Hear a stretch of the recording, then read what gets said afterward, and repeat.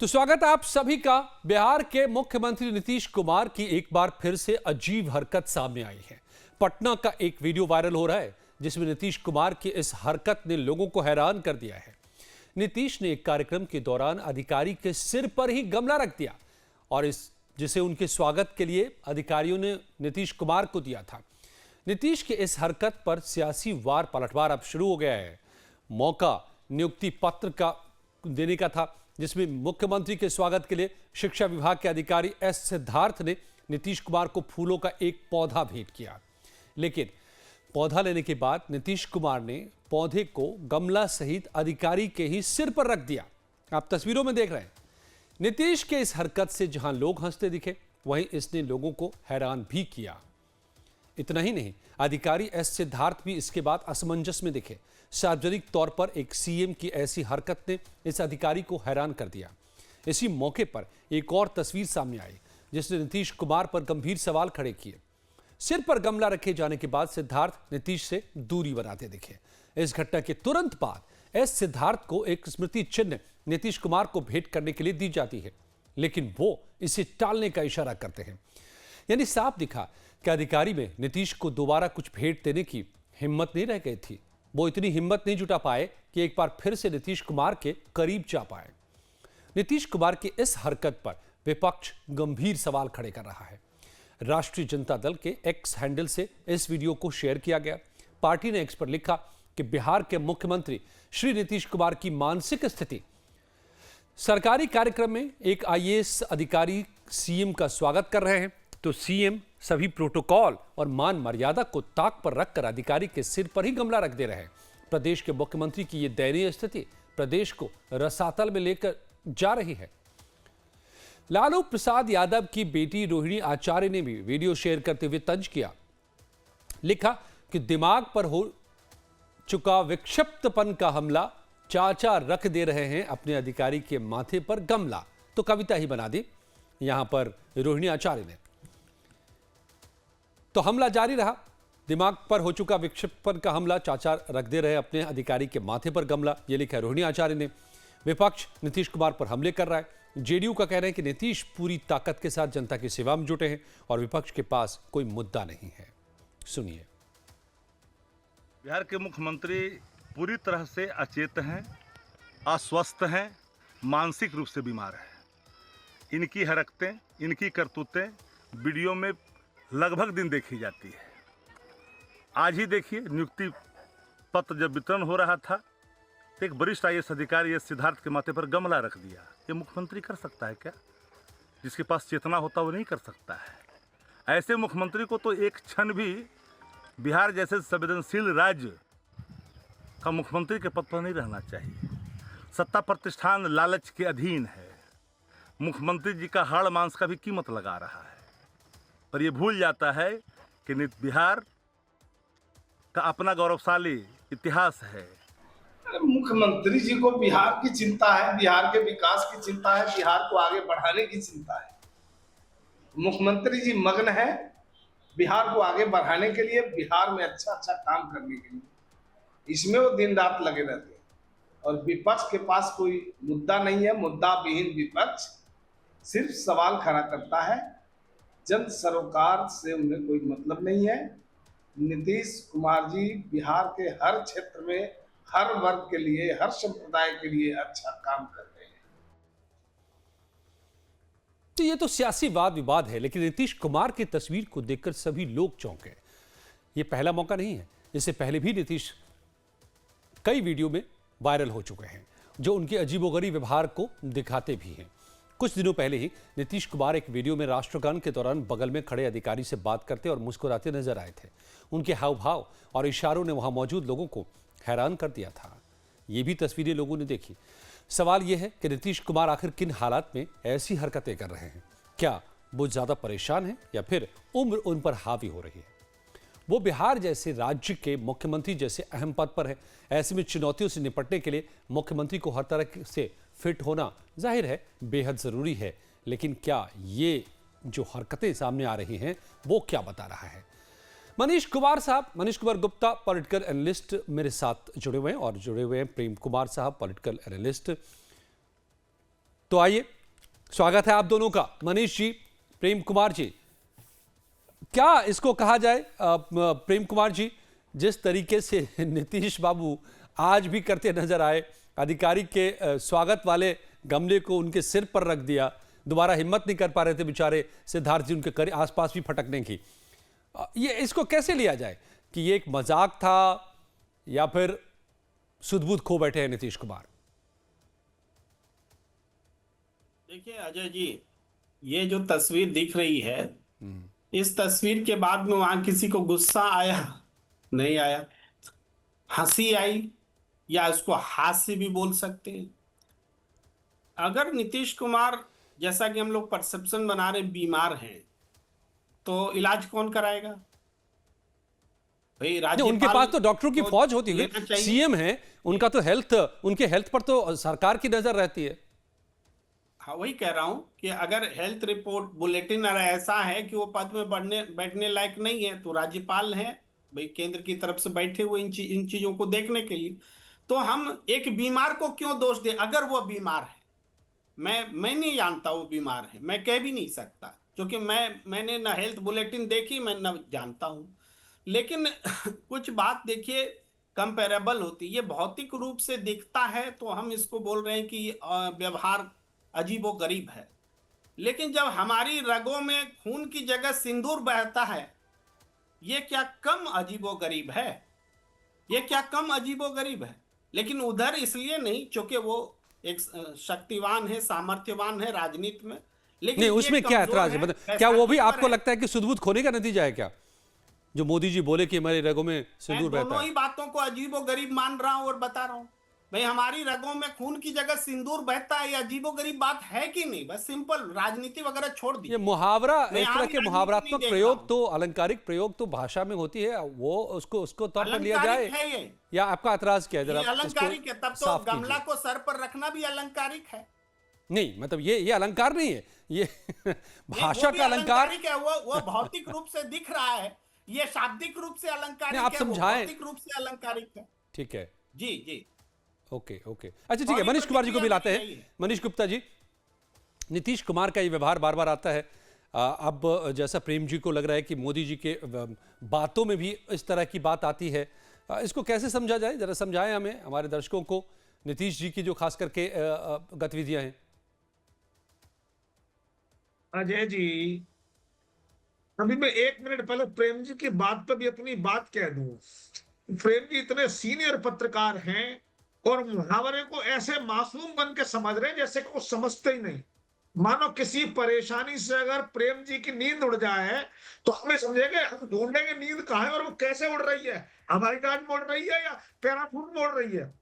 अगर कहें, मेरी बात सुन के प्रेम जी को आंखों में खून उतर आया, इसका मतलब खून खून हाथों में लगेगा भाई। ये प्रेम जी की, क्योंकि राजनीतिक मंशा ही कुछ इस तरीके की, उन्होंने मजाक उड़ाना है, तो फिर मोदी तो क्या वो डोनाल्ड ट्रंप का ही मजाक उड़ा सकते हैं? एक बात। अब दूसरी बात आते हैं कि आखिर नीतीश कुमार जी ने एक ऐसे आईएएस के ऊपर, जो कि अपर सचिव है और जिनका बड़ा नाम है, लोगों शिक्षकों को तक डायरेक्ट फोन कर लेते हैं, इंस्पेक्शन पे चले जाते हैं, अच्छा नाम है, उनके सर पर गमला क्यों रख दिया? तो आप एक बात समझिए, मुझे घटना याद आती है 1986 की, जब वर्ल्ड कप फुटबॉल का मैच चल रहा था, क्वार्टर फाइनल में डियोगो माराडोना ने किक मारी और वो गोल हो गया। उस समय वीडियो कैमरे इतने शानदार नहीं थे, तो लोग कहते थे ये कैसे हो गया, ये ऐसा पॉसिबल नहीं है। तो कहने लगे it is a hand of God. तो वो हैंड ऑफ गॉड था, तो ये कहीं ऐसा तो नहीं है ये गमला ऑफ द गॉड हो। उस समय पता नहीं नीतीश कुमार के मन में क्या आया और उन्होंने वो गमला सर पर रख दिया, या बचकाने मन में रख दिया, या उनकी तबीयत ठीक नहीं है, या वो कोई नहीं मनीष जी, यही तो है, यही बात, यही पॉइंट है कि नीतीश कुमार के मन में क्या आ जाता है कि कभी वो मंच पर हाथ हिलाने लगते हैं तो हिलाते रह जाते हैं, कभी हाथ पकड़ते हैं तो पकड़े रह जाते हैं, कभी गमला सिर पे रख देते हैं। मतलब अपर सचिव को वो ये कहना चाह रहे हो कि ये गमले को रखो देश में, हरियाणा में, बिहार में हरियाणी खड़ा हो, तो मुझे लगता है हो सकता है वो हरियाणी की बात तो नहीं कर रहे थे, तो राजनीति संकेतों से बड़ी चलती है, तो कहीं ये संकेत तो नहीं है भविष्य की राजनीति का कि बिहार के चुनावों में हरियाली एक मुद्दा रहेगा, पॉल्यूशन एक मुद्दा रहेगा, एनवायरमेंट इकोसिस्टम पे काम करने का मन तो नहीं है नीतीश कुमार जी का, मेरा ऐसा सोचना है। लेकिन आरजेडी तो मनीष जी, आरजेडी तो कह रही है कि नीतीश कुमार अब शासन करने लायक, सीएम के पद पर रहने लायक नहीं रह गए हैं मानसिक तौर पर। यह बिहार की सरकार के लिए, बिहार की जनता के लिए चिंता की बात है। अजय जी, आरजेडी की तो बात मैं क्या करूं, जो चारा फल चोरी में, भ्रष्टाचार में जेल गए हो, वो व्यक्ति सिर्फ एक प्रेम करने वाले युवक को पार्टी से, परिवार से निकाल देते हैं, जिनकी पार्टी में कई लोगों के हत्यारे, बलात्कारी, तेजाब से लहना आने वाले माफिया, उनको पार्टी से ना निकाला हो। नहीं तो उस वजह से को इसलिए पार्टी से ठीक है, निकाल दें।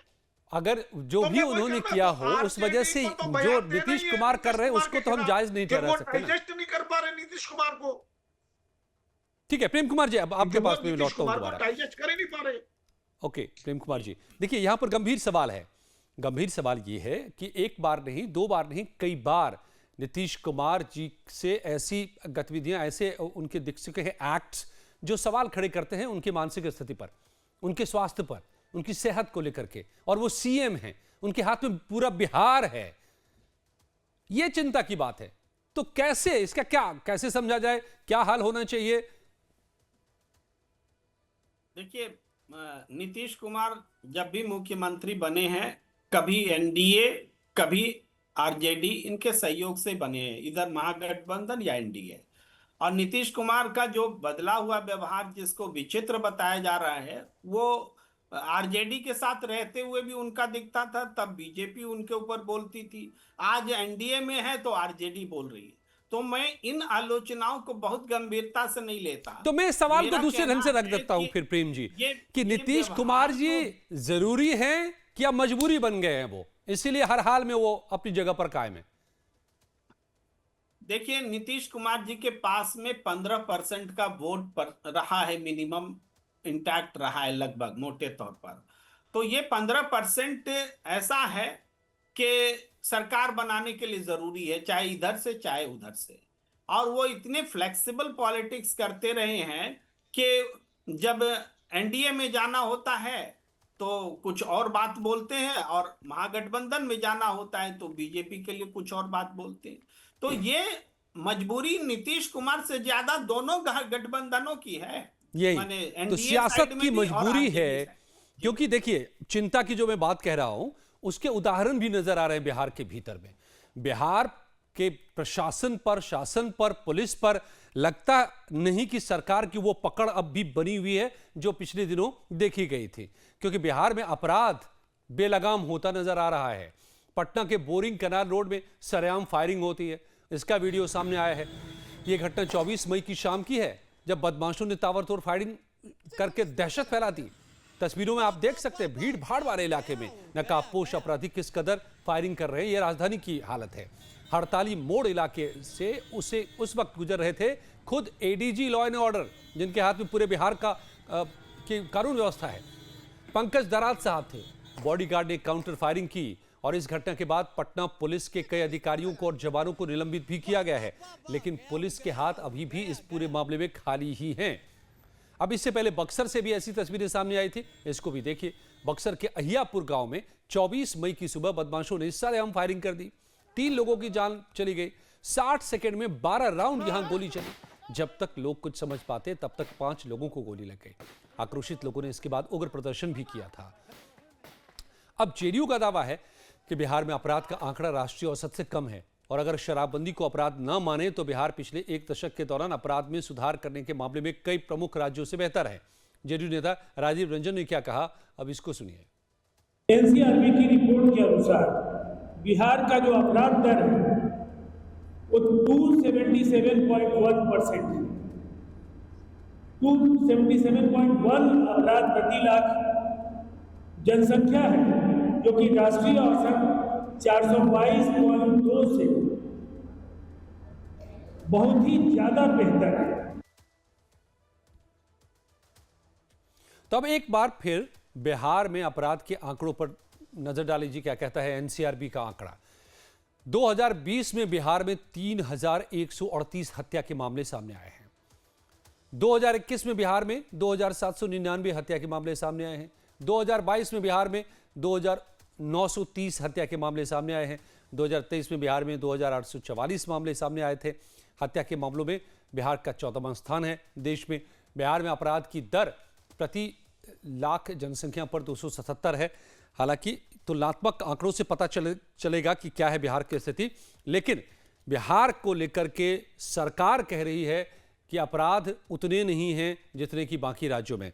लेकिन मनीष कुमार जी, ये तो हम देख रहे हैं ना कि बिहार में पुलिस की हनक कम हो रही है। अब जो लॉ कानून के जिनके हाथ में पूरे प्रदेश का लॉ एंड ऑर्डर है, उनके सामने गोलियां तड़तड़ाते हुए निकल जाते हैं नकाबपोश। उनके बॉडीगार्ड को गोली चलानी पड़ती है पटना के भीतर। यही बक्सर में हम देखते हैं और कई जगहों पर पिछले दिनों घटनाएं सामने आई है। तो कहीं ऐसा तो नहीं कि नीतीश कुमार ढीले पड़ रहे हैं और बिहार में सरकार भी ढीली पड़ रही है, प्रशासन भी ढीला, पुलिस भी ढीली? देखिए, पहली बात तो ये है कि पुलिस की हनक भी क्यों हो। पुलिस का न्यायप्रियता का रोल हो, जस्टिस का रोल हो, लेकिन जिस तरीके से पुलिस की आप हनक कहें या न्यायप्रियता नहीं या कानून व्यवस्था पर कंट्रोल नियंत्रण करना कहें, योगी आदित्यनाथ जी ने इस मामले में पूरे विश्व भर के लिए एक नया स्टैंडर्ड सेट किया है। और मुझे लगता है कहीं ना कहीं नीतीश कुमार जी योगी आदित्यनाथ के मुकाबले उस मामले में कमजोर रहे। अब देखिए, उम्र का खेल है। योगी आदित्य के पास अभी पूरा जीवन है, अच्छी उम्र है, राजनीतिक दृढ़ता है, आध्यात्मिक मजबूती है। तो ऐसे में, और उधर नीतीश जी 70 साल से ऊपर के हैं, तो ऐसे में कहीं ना कहीं और लगातार कई बार मुख्यमंत्री बन लिए, रेल मंत्री बन लिए, सांसद बन लिए, तो मन में तमन्नाएं जो होती है तमन्नाएं खत्म हो जाती है। क्या मैक्सिमम मिलने वाला है? जो मिलना है वो मिल चुका। और एक बार को उनके मन के अंदर जो उमंग जागी थी कि वो जो है राजा उसके विपक्ष के नेता बन के प्रधानमंत्री बन पाएंगे, तो उम्मीद उनकी टूट गई, संयोजक बन के रह गई और उन्हें समझ आ गया कि आदि सोड़ साझी को पावे वाली स्थिति हो सकती है और हमें जो है वो भी जाएगा। लेकिन तो मनीष जी, अब ठीक है, अगर उनका नीतीश जी का जी भर गया हो, नीतीश जी का जी भर गया हो, अलग बात है। लेकिन बिहार को जरूरत है एक मजबूत प्रशासन की, मजबूत सरकार की, मजबूत सीएम की। ऐसे नहीं चलेगा ना। बिहार तो बहुत पीछे है, बिहार तो अभी भी गड्ढे में है। मैं सहमत हूं आपसे अजय जी इस बात पर। तो ऐसे में मुझे तो ये कहना, बिहार के चुनाव हो रहे हैं, मुझे लगता है समय आने पर मुख्यमंत्री पद का चेहरा कौन होगा, शायद इस पर चर्चा आपके चैनल पर दोबारा होगी।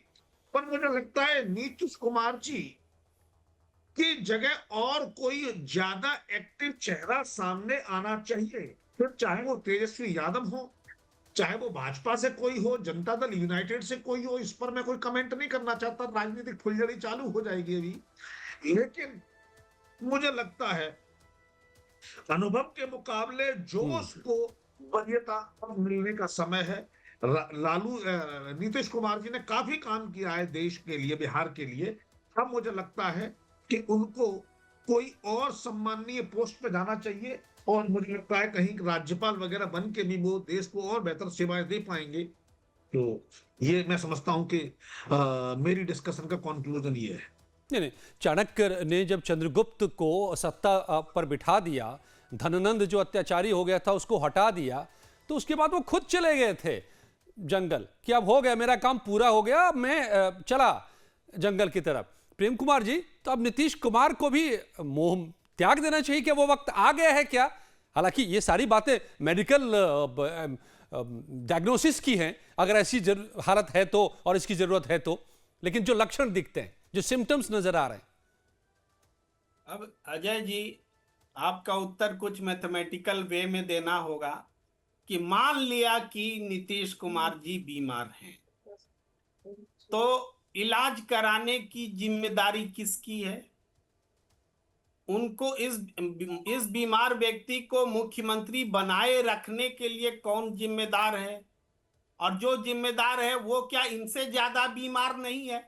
अगर मैं मान लिया कि मैंने शुरू से कहा, इसलिए सब कुछ उससे जुड़ा हुआ है, अगर नीतीश कुमार बीमार हैं तो उनको मुख्यमंत्री पद पर बनाए रखने वाली संवैधानिक शक्तियां, राजनीतिक शक्तियां, सबकी सेहत पर सवाल उठता है। ये बात मैं कह रहा हूं। जहां तक स्वेच्छा से छोड़ने की बात है, बीमार आदमी की क्या इच्छा, बीमार आदमी क्या फैसला लेगा? फैसला तो जो स्वस्थ है वो लेंगे। तो इसका मतलब है कि हमारा संवैधानिक तंत्र भी स्वस्थ नहीं है, हमारा राजनीतिक तंत्र भी स्वस्थ नहीं है, जो एक बीमार आदमी को उसके पद पर उसको बनाए हुए है। इसलिए अगर मैंने मान लिया से शुरू किया, लेकिन मैं ऐसा नहीं मानता, मैं ऐसा नहीं मानता, चूंकि नीतीश कुमार को पता है कि नीति आयोग की बैठक से ज्यादा जरूरी जेपी नड्डा से मिलना है।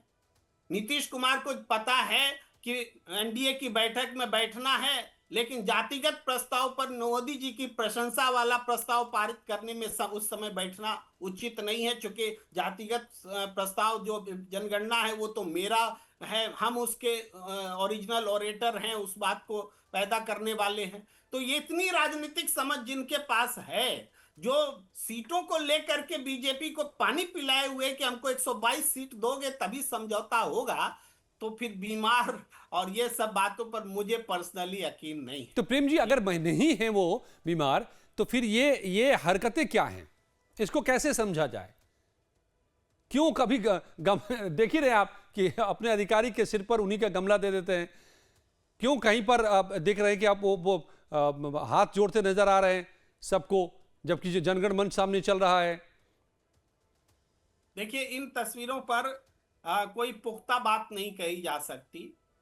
इन तस्वीरों पर उनका एक तरह से ये पीड़ित कार्ड खेलने का भी मकसद हो सकता है कि ये मेरा आखिरी चुनाव है, कि मैं मेरे बेटे को राजनीतिक विरासत हम सौंपने वाले हैं, हमसे हमदर्दी रखी। ये सब मेरे मन की बात है, कोई इसको पुख्ता हम नहीं बोल रहे। ये हो सकता है इसको वो, हालांकि इतने विचित्र व्यवहार हैं, लेकिन कोई अश्लील व्यवहार तो उन्होंने नहीं किया आज तक सबके सामने में। नहीं, करीब करीब ये भी देखा जा चुका है। नहीं, सदन में, बिहार के सदन में प्रेम जी, ये भी करीब करीब देखा जा चुका है। लोगों ने इसको अश्लील ही माना और अश्लील की कैटेगरी में रखा, जो उन्होंने महिलाओं को लेकर के टिप्पणियां की थी। जी, देखिए, वहां उन्होंने शब्दों से जो कुछ भी कहा हो, लेकिन व्यवहार में जिसको अमर्यादित अश्लील इस तरह से माना जाता है, गाली बकना, इस तरह की चीजें उन्होंने नहीं की है। ये बात तो माननी पड़ेगी ना। और जो बात उन्होंने कही उसके पक्ष में उस समय तेजस्वी यादव भी खड़े थे। ठीक है मनीष जी, एक फाइनल कमेंट आपका। जी जी जी, अब समय समाप्त हो रहा है, तो मनीष जी क्या मतलब, देखिए बिहार की हमारी चिंता सिर्फ ये है कि बिहार को एक स्वस्थ मजबूत सीएम चाहिए। क्या वो नीतीश कुमार इस वक्त हैं या नहीं हैं? वक्त की बात करें तो मेरा यहाँ थोड़ा रिजर्वेशन रहेगा, लेकिन मैं ये कहूंगा कि नीतीश जी काफी समय तक मुख्यमंत्री रहेंगे। पुनः बेस्ट वो बिहार को, देश को दे चुके। मुझे लगता है कि उन्हें अपना उत्तराधिकारी चुन लेना चाहिए, फिर चाहे वो जनता दल यूनाइटेड से हो या किसी अन्य पार्टी से हो। मुझे लगता है उन्हें जो से कहते हैं एडवाइजर की भूमिका में आकर काम को होते हुए देखना चाहिए। मैं समझता हूं बिहार के लिए यही उचित है। धन्यवाद मनीष जी आपका, प्रेम कुमार जी आप दोनों का बहुत बहुत धन्यवाद मेरे साथ जुड़ने के लिए।